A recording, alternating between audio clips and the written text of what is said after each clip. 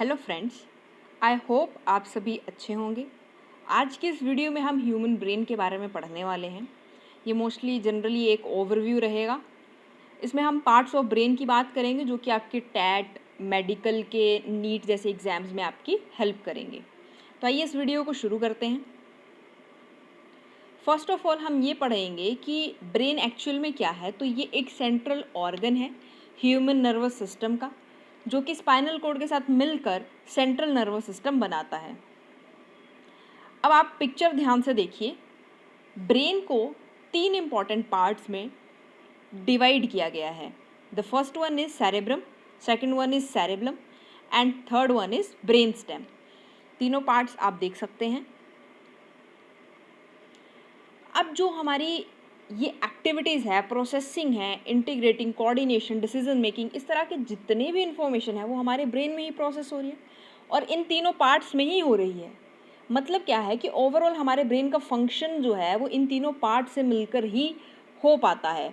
जितने भी हम सेंस ऑर्गन से हमें सिग्नल्स आ रहे हैं, हम उनके बारे में फिर डिसीजन बना पा रहे हैं कि हमें अगर कोई चीज़ गर्म लग रही है तो अब हमें हाथ पीछे करना है।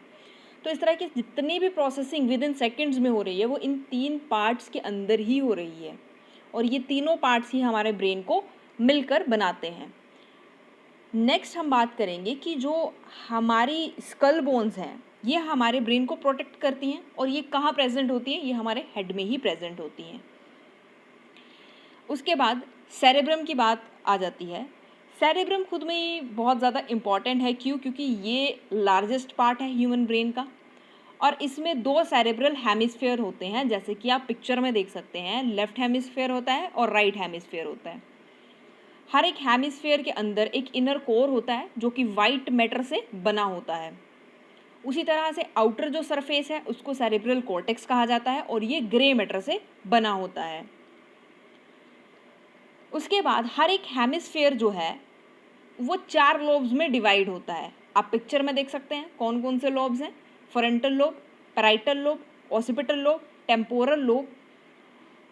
अब ये 4 लोब्स हैं और इसमें से अगर मैं बात करूँ तो इम्पॉर्टेंटली क्वेश्चंस कहाँ से अराइज होते हैं। तो टैट में ही पिछली बार ये क्वेश्चन आ चुका है कि फ्रंटल लोब उसका आंसर था और क्वेश्चन ऐसे था कि इंटेलेक्चुअल एबिलिटीज़ में कौन सा पार्ट हेल्प करता है, कौन सा लोब हेल्प करता है। तो फ्रंटल लोब आंसर था। तो फ्रंटल लोब का काम क्या है? Self control, planning, reasoning, abstract thinking, intellectual activities में ये हमारी हेल्प करता है। तो फ्रंटल लोब एक इम्पॉर्टेंट लोब है। उसी तरह से अगर ऑसिपिटल लोब की बात की जाए तो ये भी एक इम्पॉर्टेंट लोब है। यहाँ से क्वेश्चन अराइज हो सकता है क्योंकि ये विज़न के साथ जुड़ा हुआ है। अब विज़न पर से आपको क्वेश्चन किस तरह से आ सकता है? आपको क्वेश्चन आ सकता है कि अगर कोई पर्सन है, उसका एक्सीडेंट हो गया है और उस एक्सीडेंट में वो अपनी ब्रेन पे चोट लगने की वजह से अपनी आंखें खो चुका है, अपनी आंखों की रोशनी खो चुका है, तो मेनली किस पार्ट पे चोट आई होगी? तो वहाँ पे आंसर ऑसिपिटल लोब हो जाएगा। तो इस तरह से कहीं से भी क्वेश्चन अराइज हो सकता है। आपको ध्यान से सभी चीज़ों को अपने दिमाग में इंफॉर्मेशन को स्टोर करना है। उसके बाद with in each lobe cortical areas are associated with specific functions like sensory, motor and association regions। मतलब क्या है कि हर एक लोब में कॉर्टिकल एरियाज होते हैं जो कि किसी स्पेसिफिक फंक्शन के साथ जुड़े होते हैं। चाहे वो फंक्शन कोई सेंसरी फंक्शन हो सकता है, कोई मोटर फंक्शन हो सकता है या फिर किसी रीजन के साथ जुड़ा हुआ कोई फंक्शन हो सकता है, राइट। उसके बाद जो लेफ्ट और राइट हेमिस्फेयर्स हैं वो सिमिलर इन साइज होते हैं, क्योंकि हम पीछे ही देख चुके हैं लेफ्ट और राइट हेमिस्फेयर्स सेम साइज के, सेम शेप के आपको दिख रहे थे। मोस्टली इनका फंक्शन भी सेम होता है क्योंकि दोनों का काम क्या है? इन्फॉर्मेशन को स्टोर करना। अब यहाँ पे एक अगर माइनर से डिफरेंस की बात की जाए तो इन्फॉर्मेशन स्टोरेज के ऊपर ही इसका डिफरेंस है। जैसे कि अगर लैंग्वेज एसोसिएटेड कोई इन्फॉर्मेशन स्टोर हो रही है, मतलब कि कोई पर्सन है, वो कोई बोली हुई चीज़ का, किसी इंसान की बोली हुई चीज़ को उसने अपने दिमाग में स्टोर कर लिया, तो लैंग्वेज एसोसिएटेड लर्निंग हुई। मतलब क्या है कि उसने जो सुनी हुई चीज़ थी उसको अपने दिमाग में स्टोर किया, तो वो लैंग्वेज से एसोसिएट है और ये कहाँ पे स्टोर होगी?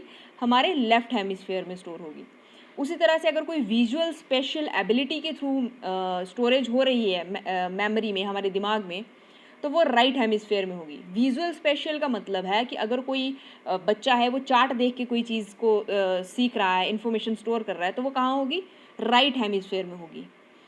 अब जो ये हेमिस्फेयर्स हैं ये आपस में कॉमिसरल नर्व ट्रैक्ट्स के थ्रू जुड़े होते हैं, और इसमें से सबसे बड़ा ट्रैक जो है वो कॉर्पस कैलोसम होता है। जैसे कि आप पिक्चर में देख सकते हैं, जो ये ग्रीन पार्ट आपको नज़र आ रहा है ये पूरा का पूरा कॉर्पस कैलोसम है।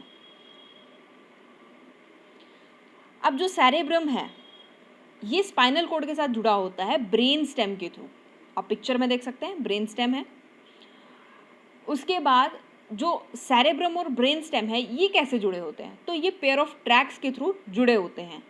अब ब्रेन स्टेम में 3 पार्ट्स होते हैं, that is mid brain, pons and medulla oblongata. आप पिक्चर में देख सकते हैं कि मिड ब्रेन है, ठीक है, आप पिक्चर में देख सकते हैं ये हमारा मिड ब्रेन है, this is our pons and this is medulla oblongata. अब ये इम्पॉर्टेंट क्यों है? क्योंकि इसी साल टैट में यहाँ से क्वेश्चन आ चुका है कि मेडुला ऑब्लिंगेटा किस चीज़ में हेल्प करता है, तो ये रेस्पिरेशन में हेल्प करता है। उसके बाद सेरेब्रम में वेंट्रिकुलर सिस्टम होता है जिसके अंदर क्या है 4 वेंट्रिकल्स होते हैं। हर एक वेंट्रिकुलर सिस्टम में 4 वेंट्रिकल्स होते हैं जो कि आपस में इंटरकनेक्टेड होते हैं। और यहाँ पे क्या है सेरेब्रल स्पाइनल फ्लूइड जो है वो बनता है और सर्कुलेट भी होता है। उसके बाद सेरेब्रल कॉर्टेक्स जिसकी हमने बात की थी उसमें क्या होता है, उसमें पार्ट्स होते हैं, उसमें अलग अलग पार्ट्स होते हैं। जैसे कि आप पिक्चर में देख सकते हैं थैलेमस है, एपीथैलेमस है। एपीथैलेमस क्या है? यहाँ पे आप देखिए कि जो आपका हैबिनुलर न्यूक्लियस है और आपका पीनल बॉडी है, इन दोनों को मिला के क्या बन रहा है? इनको मिला के बन रहा है एपीथैलेमस, ठीक है। उसके बाद जो पीनल बॉडी है, जो यहाँ पे हमारी पीनल बॉडी है, इसको ही पीनल ग्लैंड कहा जाता है। उसके बाद हाइपोथैलेमस है। हाइपोथैलेमस क्या है? हाइपोथैलेमस हमारा हीट रेगुलेटिंग सेंटर भी हम इसे कहते हैं। पिट्यूटरी ग्लैंड है, तो पिट्यूटरी ग्लैंड क्या है? हमारा मास्टर ग्लैंड भी इसे कहते हैं। उसके बाद सब थैलेमस है। इस तरह से बहुत सारी पार्ट्स जो हैं वो हमारे सेरेब्रल कॉर्टेक्स के अंदर पाए जाते हैं। उसके बाद ब्रेन जो है वो हमने पढ़ा कि स्कल के द्वारा प्रोटेक्ट किया जाता है, और ये सस्पेंड कहाँ होता है? हमारे सेरेब्रोस्पाइनल फ्लूइड के अंदर। मतलब हमारा ब्रेन जो है वो एक सेरेब्रोस्पाइनल फ्लूइड के अंदर पड़ा होता है। सस्पेंड का मतलब है मतलब डूबा होता है, ठीक है। और ये किससे आइसोलेट होता है? ब्लड स्ट्रीम से आइसोलेट होता है, जिसे हम ब्रेन बैरियर कहते हैं। मतलब क्या है? देखिए जो सेरेब्रोस्पाइनल फ्लूइड है उसमें ऐसा नहीं है कि ब्लड भी उसमें ही मिक्स होगा, ब्लड अलग बहता है और हमारा सेरेब्रोस्पाइनल फ्लूइड अलग हमारे ब्रेन में होता है। तो अगर इन दोनों को अलग करने की बात की जाए तो ये अलग कैसे हो रहे हैं? ब्रेन बैरियर से, ठीक है। उसके बाद अब इतनी प्रोटेक्शन होने के बावजूद भी हमारे ब्रेन को डैमेज हो सकता है, डिजीज़ लग सकती है या कोई इन्फेक्शन हो सकता है। तो डैमेज जो है वो कैसे कॉज हो सकता है? ट्रॉमा के थ्रू। अब ट्रॉमा क्या है? ट्रॉमा एक ऐसी कंडीशन होती है जिसमें कि एक इंसान के दिमाग के ऊपर किसी बुरे वक्त का या बुरे एक्सीडेंट का प्रभाव हमारे दिमाग पे, छाप कहते हैं, छाप छूट जाती है। अब उस छाप से, उस एक्सपीरियंस से वो इंसान कभी उभर नहीं पाता है, उसको हम ट्रॉमा कहते हैं। और ये कहीं ना कहीं हमारे ब्रेन को कमज़ोर कर देता है, या कह सकते हैं कोई डिजीज़ हमें अराइज हो सकती है दिमाग की। उसके बाद अगर लॉस ऑफ ब्लड सप्लाई हो रही है, मतलब कि अगर हमारे दिमाग को खून सही सप्लाई में, सही मात्रा में नहीं पहुंच रहा है, तो क्या होगा? ब्रेन स्ट्रोक आ जाएगा, जिसे हम ब्रेन हैमरेज भी कह सकते हैं, राइट। तो इस तरह से हमारे ब्रेन को डैमेज, डिजीज़ और इन्फेक्शन का खतरा रहता है। उसके बाद यहाँ पे 2 टर्म्स है, इन्हें आप ध्यान से समझिएगा कि study of anatomy of brain को न्यूरोनॉटमी कहा जाता है। कि अगर हम ब्रेन के पार्ट्स की स्टडी कर रहे हैं, ब्रेन की स्टडी कर रहे हैं, तो उसे कहा जाएगा न्यूरो एनाटॉमी। लेकिन अगर हम इसके फंक्शंस की बात कर रहे हैं, जैसे कि हमने पढ़ा था कि मेडुला ऑब्लिंगेटा रेस्पिरेशन में हेल्प करता है, तो हम उसके फंक्शंस की बात कर रहे हैं, तो वहाँ पे हम क्या कर रहे हैं? इस स्टडी को कहा जाएगा न्यूरोसाइंस। यहाँ पे कन्फ्यूजन क्रिएट हो जाती है और यहाँ पे मोस्ट ऑफ द क्वेश्चन जो है वो गलत हो जाता है। इसलिए आप इस पार्ट को ध्यान में रखिएगा कि अगर ब्रेन के एनाटॉमी की स्टडी हो रही है तो हम उसे न्यूरोएनाटॉमी कहेंगे, और अगर इसके फंक्शंस की स्टडी हो रही है तो हम उसे न्यूरोसाइंस कहते हैं। आई होप आपको वीडियो समझ आई होगी। काफ़ी ज़्यादा डिटेल में नहीं किया है, हमने सिर्फ एक ओवरव्यू लिया है जहाँ से क्वेश्चन अराइज हो सकते हैं। तो आई होप आपको पसंद आया होगा। आप इसी तरह से हमें सपोर्ट करते रहें। चैनल को लाइक शेयर सब्सक्राइब ज़रूर कर दें। Thank you so much.